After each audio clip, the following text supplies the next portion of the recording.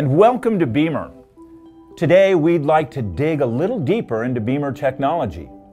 By the end of this session, you will understand why and how Bemer is for you, for life, for energy. And now the obligatory disclaimer. Bemer products are in no way a substitute for professional medical care.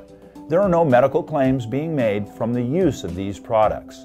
Statements made have not been evaluated by the FDA or other government agencies and are not intended to diagnose, treat, or cure any medical conditions or diseases.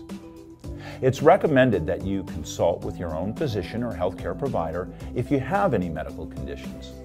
Bemer products are wellness and fitness systems. All information is for educational purposes only. With that said, I'd like to talk about what Bemer is. The goal of any therapy is always to seek first to do no harm and to support the body's natural ability to regulate itself.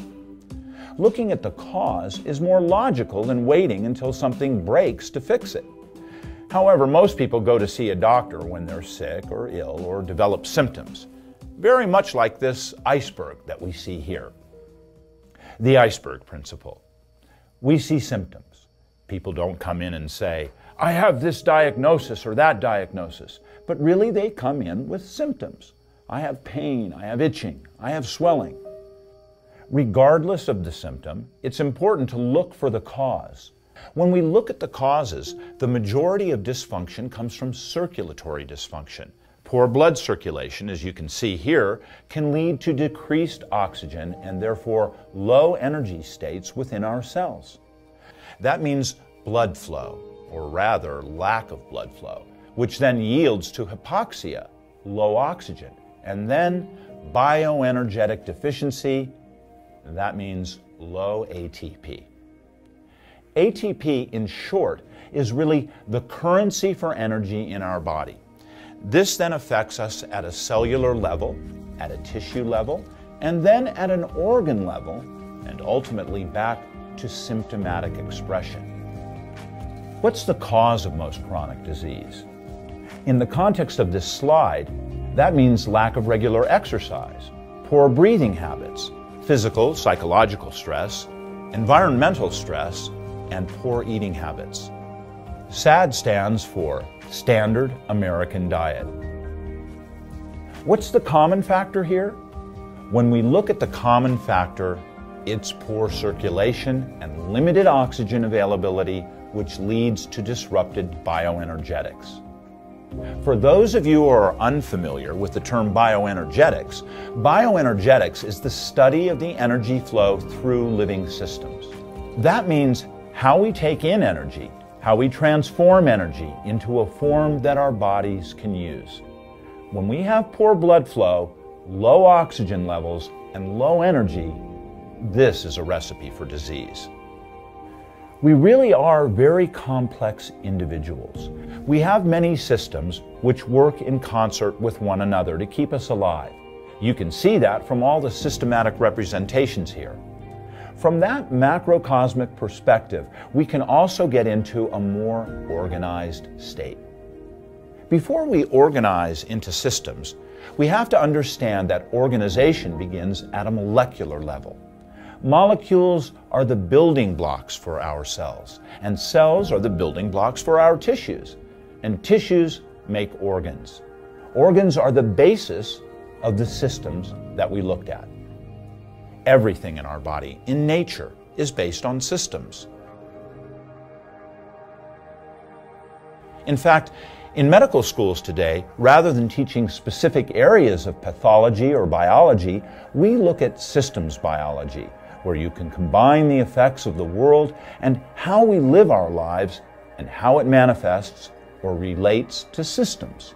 When we look at humanity, we're a magnificent system, and it's comprised of specialized cells that do very specific things. Here you can see heart cells, brain cells, fat cells, nerve cells, red blood cells. All of these come from one single cell that we're birthed from, differentiating into the myriad of expressions based on functional needs. Cells need energy to survive. Oxygen is coming in, and carbon dioxide are the waste products that are being cleared. Think about this. You're only as healthy as what your cells can eliminate. Are you getting enough oxygen? Are you getting enough nutrients, number one? And is that cell functioning to clear out the waste materials? This moves then from a cellular level to a tissue level, all the way up to a systems level where you can say, oh, I'm sweating, or I have to go to the bathroom and urinate or defecate. This is happening at a cellular level as well. We call this cellular respiration. When we look back at the systems, I want to pay special attention or focus toward the one that's circled, and that's the circulatory system.